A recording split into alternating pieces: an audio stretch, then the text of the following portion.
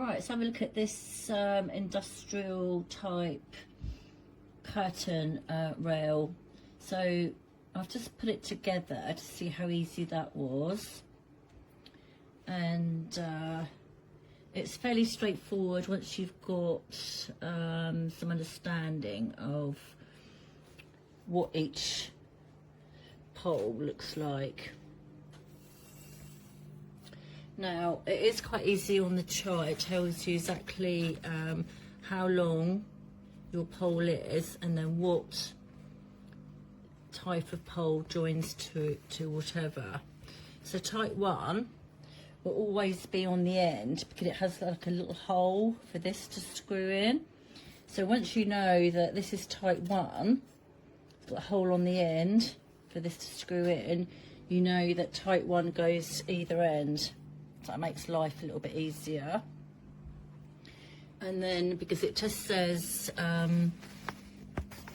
rods on the both ends for adjustable length, smaller lengths, so it's not really quite clear what type 1 is, but just to tell you, they've got the holes on the end.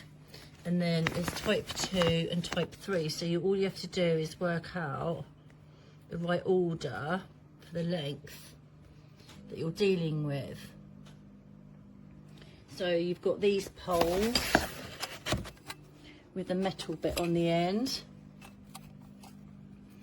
So that's type 3, that's clearly got that bit on the end.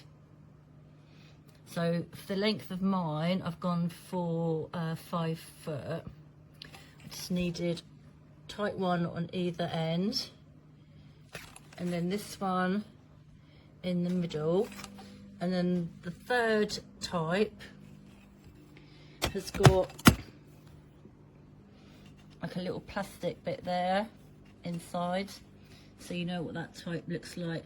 So once you've got used to kind of the different names of the poles, they are really easy to join together.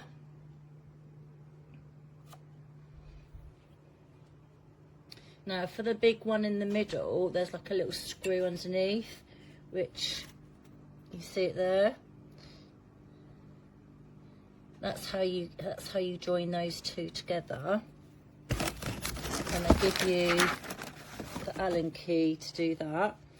That stops the rods moving about there. So I've done that. Now these bits, now they do move. So you can alter the length if you have got an odd length, and also when you screw these on, they might not necessarily like be the right way round, but that's not a problem because you can move it about here. Also this bit here moves in and out, so you can adjust things via this rod here, so that makes it easy. Then once you've got the length of your rod sorted, you just pop on your middle bit there, and this little screw just keeps that in place there, so that was easy to do. So you do have a spare rod if you need it longer. You do have spare attachment, which is, that's what is inside these ones. So that's all sorted. They do also give you screws and wall plugs, but so you may need different wall plugs depending what wall you're using. Screws are in black. These are really easy to screw on the ends.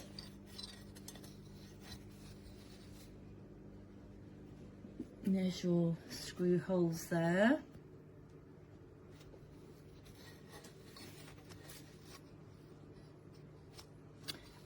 These, although they are metal, they're not particularly heavy. I mean, there is some weight to them, but it's not I mean, I'm quite happy to put these on my plasterboard walls, not a problem. Same that side. So this pole here's got like a little plastic stopper with a hole in it, and this here's got a screw that comes down, and you just literally screw it in. Very easy to do.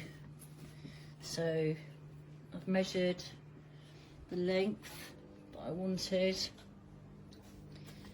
and just put it together quickly for you, just to see how it would look. Now this pole here is like really chunky, but then it goes down a little bit and then it goes a little bit slimmer. So until I get it up on the wall, I don't know how the eyelet of the curtain will run just now. I don't know if that will cause any lack of smoothness, but so the middle bit is really chunky.